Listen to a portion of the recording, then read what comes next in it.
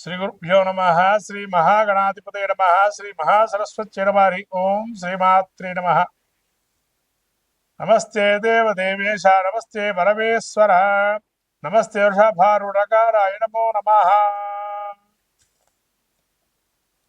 మార్చి రాశి ఫలితాలు, పాల్గొన మాసం యొక్క రాశి ఫలితాలు చెప్పుకునే ముందు మనము ఈ యొక్క మహత్తరమైనటువంటి మార్చి మాసంలో మనకు వచ్చేటువంటి పండుగల్లో ముఖ్యంగా నరసింహస్వామికి సంబంధించినటువంటి ఉత్సవాలు, నరసింహ ద్వాదశి అని, ఆమలక పూజ అని అదే రోజున, అట్లానే కామదహనం. ప్రత్యేకంగా మనకు సకలమైనటువంటి కీడులు, అంటే కీడు అనేది ఇక్కడ కాదు, ఇక్కడ కోరిక మనస్సులో ఏది సంచరించకుండా జన్మరహిత్యం పొందటానికి ఏకైక రోజు కామదహనం. ప్రత్యేకంగా మనకు పురాణాలు చెప్పబడినటువంటి కామదహనం. కాబట్టి ఈ కామదహనంలో ఎవరికైతే ఇబ్బందులుగా జీవితంలో అనేక బాధలు పడుతున్నటువంటి వారు ఎవరైతే ఉన్నారో వాళ్ళందరూ కూడా ఈ కామదహనం రోజు ఆ యొక్క కోరికలన్నీ నశించిపోయి అన్ని రకాలైనటువంటి ఇబ్బందుల నుంచి బయటపడేయాలని సాక్షాత్తు ఆ పరమేశ్వరుడు యొక్క త్రినేత్ర ధారి అయి ఆ కాముడిని అంటే ఇక్కడ మన్మధుడిని దహింపజేసేటువంటి సంఘటన మనకు చోటు చేసుకోవటం, తద్వారా సమస్తమైన కోరికలు నశించిపోయి పరమాత్ముడి యొక్క సాన్నిధ్యం పొంది ఆ యొక్క కొత్త వసంతాల్ని, అదే వసంతోత్సవంగా చెప్పబడింది. ఇటువంటి వసంతోత్సవాన్ని మళ్ళీ కొత్త రంగులు పులుముకోవాలి జీవితంలో అని చెప్పి మనకు జీవితంలో ఈ పాల్గొన మాసంలో వచ్చేటువంటి మహాలక్ష్మి జయంతిగా ఉత్తర భారతంలో ప్రత్యేకమైనటువంటి ఈ యొక్క మనకు తెలుపబడింది.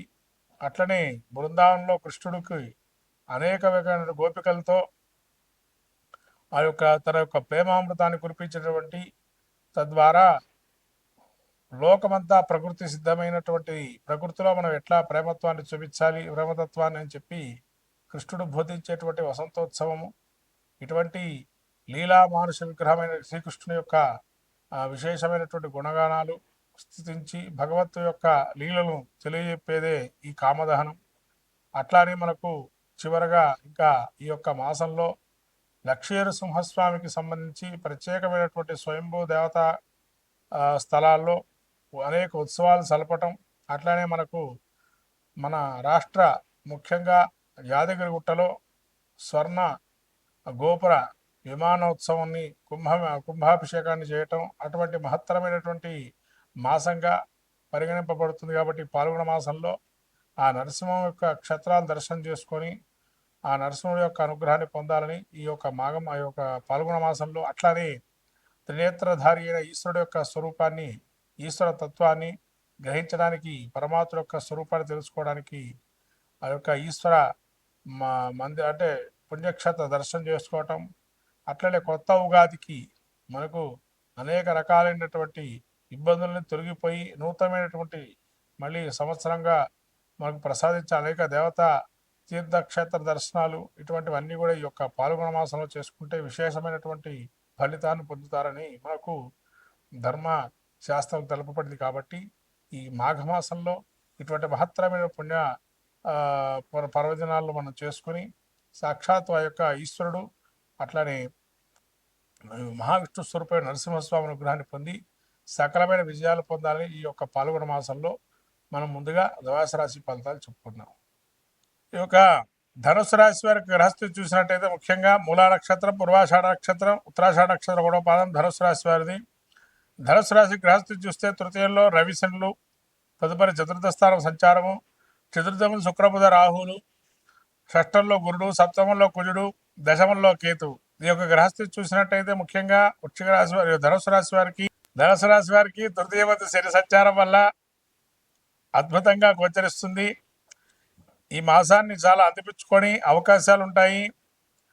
మీ ద్వారా మీరు ఏదైతే ప్రభుత్వ మూలకంగా ఏవైతే ఉన్నాయో ఆ ఇబ్బందులు బయటపడతారు.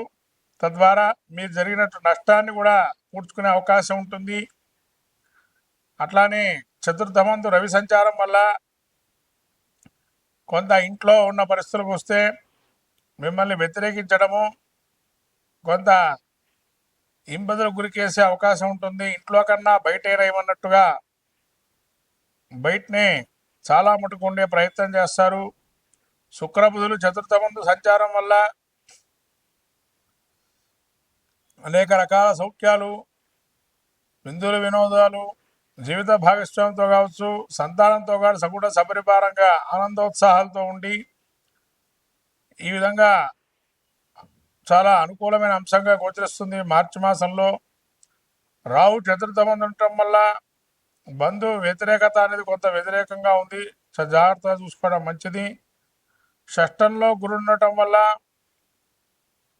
ముఖ్యంగా ఈ షష్ఠ గురువు ఏదైతే ఉందో కొంతవరకు ఓవర్ వెయిట్ కానీ లేదా పూర్వీకులు ఉన్నటువంటి అనారోగ్యాల సమస్యలున్నా కానీ వాటితో అప్రమత్తంగా ఉండడం మంచిది.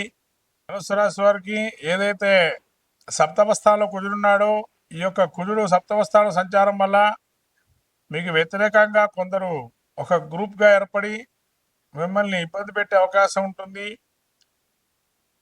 అది బయటవాడా, పరాయివాడా, ఇంట్లో వాడా అనే దాని గురించి వస్తే ఇంట్లో దొంగలే కొంతమంది ఉంటారు. మీ యొక్క రహస్యాలను కూడా చేరవేసి తద్వారా మీరు ఇరుకుడ పెట్టే అవకాశం ఉంటుంది. జాగ్రత్తగా చూసుకోవటం మంచిది. అట్లాగే కేతువు దశమంలో ఉండటం వల్ల వృత్తిరీత్యా కొన్ని ఫిరాయింపులు అనేవి జరిగే అవకాశం ఉంటాయి. అంటే వృత్తిలో కూడా మిమ్మల్ని కొంతవరకు మీ పేరుని ఇబ్బంది పెట్టే అవకాశం ఉంటుంది, డూప్లికేషన్ చేసే ఇబ్బందులు పెట్టే అవకాశం ఉంటుంది. కాబట్టి ఇవన్నీ జాగ్రత్తగా మీరు వ్యవహరించడం మంచిది. దశమంలో కేతు ఉండడం వల్ల పుణ్యక్షేత్ర దర్శనం, తీర్థ కథాక్షేత్రాలు లాంటి దర్శనం చేసుకోవటం మంచి చేకూరే అంశంగా ఉంది. ధనుసు రాశి వారికి మొత్తం మీద మిశ్రమ ఫలితాలుగానే గోచరిస్తుంది. మార్చి మాసం రాబోయే మాసం ఏదైతే ఉందో చాలా జాగ్రత్తగా ఉండాలి. ఎందుకంటే శని వీరికి అర్ధాష్టమం ప్రారంభమవుతుంది కాబట్టి ఇదే చివరి మాసంగా ఈ మార్చి నెలలోనే చాలా మటుకు కొంతవరకు అప్రమత్తతో ఉండినటువంటి సహచర వర్గాన్ని పెట్టుకోవటం మంచిది. ఎందుకంటే మీకు తెలియకుండా కొన్ని రహస్యాలు చెరవేసే అవకాశం ఉంటుంది. ఇంట్లో దగ్గర ఈశ్వరుడు పట్టలేనంటారు, ఇప్పుడు జాగ్రత్తగా ఉండడం మంచిది. తద్వారా ధనుసు రాశి వారికి ఇంకా పరిహార మార్గాలుగా శివుడికి అభిషేకం చేసుకోవటం, అట్లానే ఇంకా కుజుడికి సుబ్రహ్మణ్య క్షేత్ర దర్శనం చేయటం వల్ల, గురుక్షేత్ర దర్శనం చేయటం వల్ల మంచి ఫలితాలు చేకూరుతాయి ధనుసు రాశి వారికి. మొత్తం మీద ద్వాదశ రాశి వారికి ఏంటనగా ఈ ద్వాదశ రాశి వారికి మార్చి మాసం పాల్గొన మాసంలో మన జాతకంలో కూడా దశాంతర దశలు కూడా చూసుకొని అదొక 50%, ఇదొక 50%గా గోచారాన్ని ఫలితాన్ని కూడా చూసుకోవాలి. తద్వారా ఫలితాలు ఉంటాయి, శుభ ఫలితాలు. అట్లాగే ఈ ద్వాదశ రాశి వారికి ప్రత్యేకంగా చెప్పడం ఏంటంటే ఈ మాసంలో ప్రత్యేకంగా శని మారే అవకాశం ఉంది కాబట్టి కొన్ని రాశుల వారికి మంచి, కొన్ని రాశుల వారికి చెడు జరిగే అవకాశం ఉంటుంది. కాబట్టి వాళ్ళకి శని యోగప్రదురా కాదా తెలుసుకోవాలి జాతక చక్రంలో. అందుకని జాతక చక్రం పరిశీలన చేసుకోండి. యోగప్రదంగా ఉంటే మంచి ఫలితాలు, అవయోగప్రదంగా ఉంటే అవయోగ ఫలితాలు ఇస్తారు. ఇది అందరూ గమనించాల్సిన విషయం ద్వాదశ రాశి వారు. కాబట్టి ఈ గమనించినటువంటి విషయాన్ని మీరు మళ్ళీ ఒకసారి పునఃసమీక్షించుకొని జాతక చక్రాన్ని, తద్వారా దానికి సంబంధించిన శాంతి ప్రక్రియలు చేసుకోవటం అనేది మంచిది.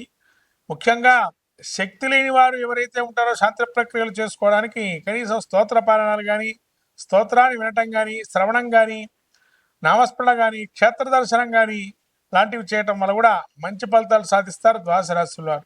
కాబట్టి ద్వాదశ రాశి వారు ఈ యొక్క మార్చి మాసంలో మనకు వచ్చేటువంటి పండుగల్లో కామదహనాన్ని ఏదైతే ఉందో హోళిక వసంతోత్సవం అని, ఆ ఉత్సవంలో అన్ని కూడా దహించుకుపోయి, అంటే మనకు ఉండేటువంటి కోరికలు, అవయోగ కోరికలు ఏవైతే ఉంటాయో అవి దహించి శుభ పరిణామాలు వచ్చే అవకాశాన్ని తీసుకోవాల్సిందిగా కోరుతున్నాను. ఈ యొక్క ద్వాదశ రాశుల్లో ముఖ్యంగా ఈ యొక్క మహాలక్ష్మి జయంతి కూడా ఉంది. కానీ విరివిగా అమ్మవారి యొక్క అనుగ్రహాన్ని పొందండి, మహాలక్ష్మి ఆరాధన చేసుకోండి ఇంట్లోనే. ఆ అమ్మవారి అనుగ్రహం కలిగి మంచిగా కీర్తి ప్రతిష్టలు, యశకీర్తి లాభాలు ఉండాలని నూతనమైనటువంటి సంవత్సరాన్ని అడుగుబెడుగు పెడుతున్నాము. విశ్వావసునామ సంవత్సరంలో అందరూ కూడా సుభిక్షంగా సస్యశ్యామలంగా కోరుతూ నమస్కారాలు.